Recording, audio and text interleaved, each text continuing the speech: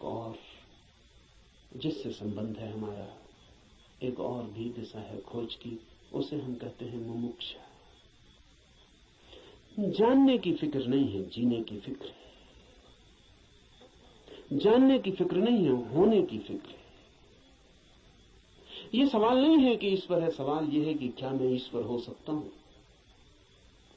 अगर ईश्वर हो भी और मैं ईश्वर न हो सकूं तो कोई सार नहीं है। सवाल ये नहीं है कि मोक्ष है, सवाल ये है कि क्या मैं भी मुक्त हो सकता हूं। अगर मैं मुक्त हो ही ना सकूं और मोक्ष हो भी कहीं तो क्या अर्थ है। ये बात नहीं है कि आत्मा है भीतर या नहीं, हो या ना हो।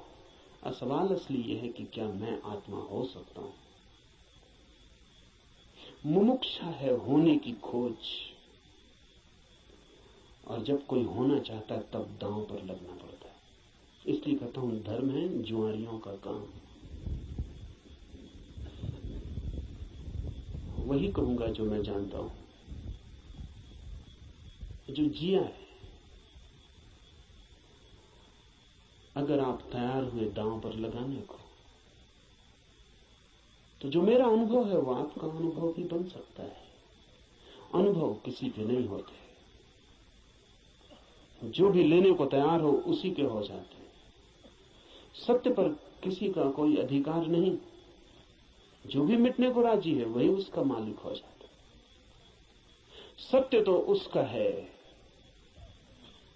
जो भी उसे मांगने की तैयारी दिखलाता है, जो भी अपने हृदय के द्वार खोलता है और उसे पुकारता है।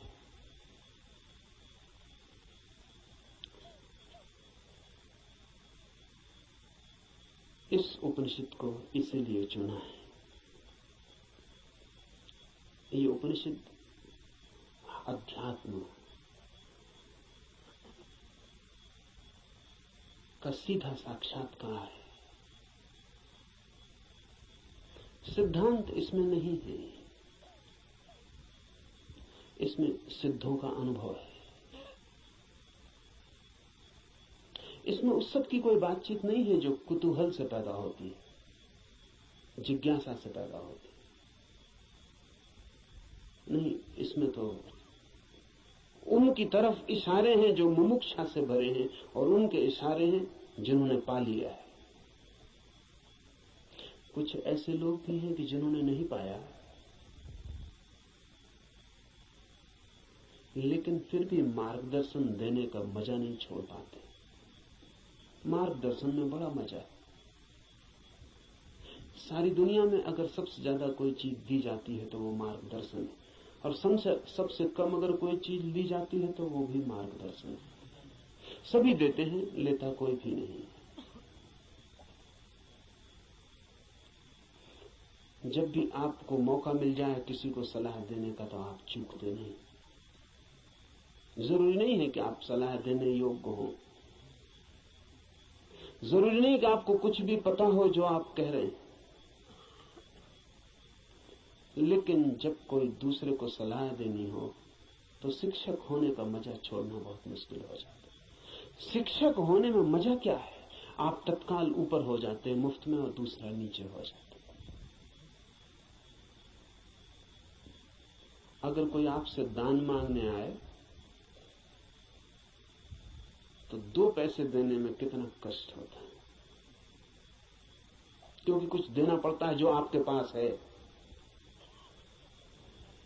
लेकिन सलाह देने में जरा भी कष्ट नहीं होता, क्योंकि जो आपके पास है ही नहीं उसको देने में कष्ट क्या है। आपका कुछ खो ही नहीं रहा है, बल्कि आपको कुछ मिल रहा है, मजा मिल रहा है, अहंकार मिल रहा है। आप भी सलाह देने की हालत में हैं आज, और दूसरा लेने की हालत में। आप ऊपर हैं, दूसरा नीचे।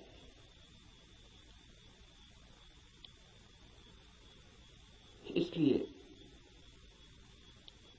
कहता हूं कि इस उपनिषद में कोई सलाह, कोई मार्गदर्शन देने का मजा नहीं है, बड़ी पीड़ा है। क्योंकि उपनिषद का ऋषि जो दे रहा है वो जान के दे रहा है। वो बांट रहा है कुछ बहुत हार्दिक, बहुत आंतरिक।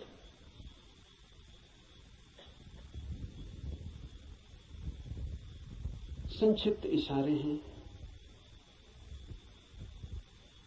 लेकिन गहरे हैं, बहुत थोड़ी सी चोटें हैं लेकिन प्राणघातक है। और अगर राजी हो तो तीर सीधा हृदय में चुभ जाएगा और जान लिए बिना न रहेगा, जान ही ले लेगा। इसलिए थोड़ा सावधान, थोड़ा सचेत, क्योंकि ये सौदा ही खतरनाक है। इसमें पागल हुए बिना कोई मार्ग ही नहीं है, इसमें अपने को मिटाए बिना पाने का कोई उपाय ही नहीं है। यहां तो खोने वाले ही बस पाने वाले बनते। और इसीलिए इस उपनिषद को भी चुन लिया है। ऐसे तो सीधा ही आपसे कह सकता हूं, कोई कारण इस उपनिषद को चुनने का नहीं है, बहाना, आड़। क्योंकि तीर सीधा मारो आदमी बच सकता है, उपनिषद की आड़ से थोड़ी सुविधा रहेगी, इसलिए चुन लिया है कि आपको ऐसा भी पता नहीं लगेगा कि मैं कोई सीधे ही आपको तीर मार रहा हूं, तो बचने का जरा उपाय कम हो जाता। सभी शिकारी जानते हैं कि थोड़ी आड़ से शिकार ठीक होते। ये उपनिषद सिर्फ आड़ है और इससे कुछ लेना देना ज्यादा नहीं। जो मैंने जाना है वही कहूंगा, लेकिन उसमें और उपनिषद में कोई अंतर नहीं है, क्योंकि इस उपनिषद के ऋषि ने जो कहा है वो जानकर ही कहा।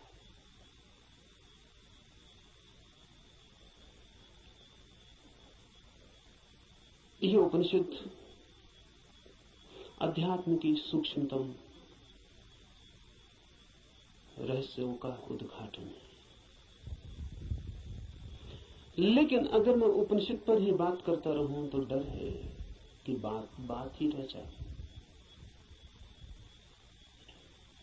इसलिए चर्चा तो पृष्ठभूमि होगी।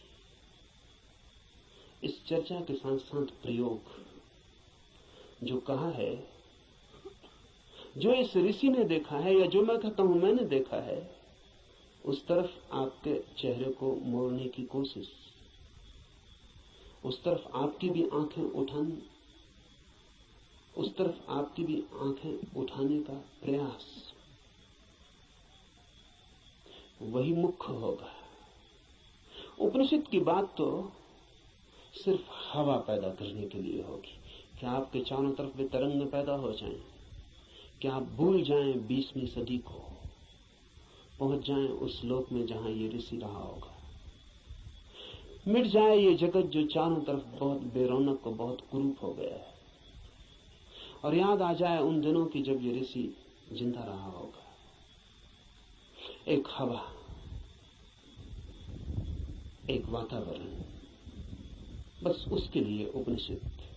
पर उतना काफी नहीं है, जरूरी है, काफी नहीं है। तो जो मैं कहता हूं अगर आप उसको सुन के ही रुक जाते हैं तो मैं मानूंगा आपने सुना भी नहीं, क्योंकि सुन के जो चलता नहीं है मैं नहीं मान सकता कि उसने सुना है। अगर आप सोचते हैं कि सुन के आपकी समझ में आ गया, इतनी जल्दी मत करना। सुन के समझ में आता होता तो हम कभी के समझ गए होते। सुन के ही समझ में आता होता तो इस दुनिया में समझदारों की कमी ना होती, ना समझ खोजना मुश्किल हो जाता। मगर ना समझ ही ना समझ, सुन के कुछ भी समझ में नहीं आता। सुन के सिर्फ शब्दों पे मुट्ठियां बन जाती। सुन के नहीं, करके ही समझ में आता है। इसलिए सुनना करने के लिए, समझने के लिए नहीं। सुनना करने के लिए, करना समझने के लिए। सुन के ही सीधा मत सोच लेना कि समझ गए। वो बीच की कड़ी के बिना कोई भी उपाय नहीं है, कोई भी रास्ता नहीं। लेकिन मन कहता है कि समझ गए, अब करने की क्या जरूरत है। मंजिलें चल के पहुंची जाती हैं, सब भी समझ लिया हो, यात्रा पथ पूरा स्मृति में आ गया हो, पूरा नक्शा जेब में हो, फिर भी बिना चले कोई मंजिल तक कभी पहुंचता नहीं। लेकिन सपना देखा जा सकता है। कोई आदमी यहीं सो जाए और सपना देख सकता है कहीं भी पहुंचने का। मन सपना देखने में बड़ा कुशल है। और ऐसा मत सोचना कि आप ही ऐसे सपने देखते हैं। जिनको आप बहुत बुद्धिमान कहते हैं वे भी इसी तरह के सपने देखते रहते हैं। साधु हैं, सन्यासी हैं, महात्मा हैं, वर्षों वर्षों से खोज में लगे हैं, लेकिन कहीं इंच भर नहीं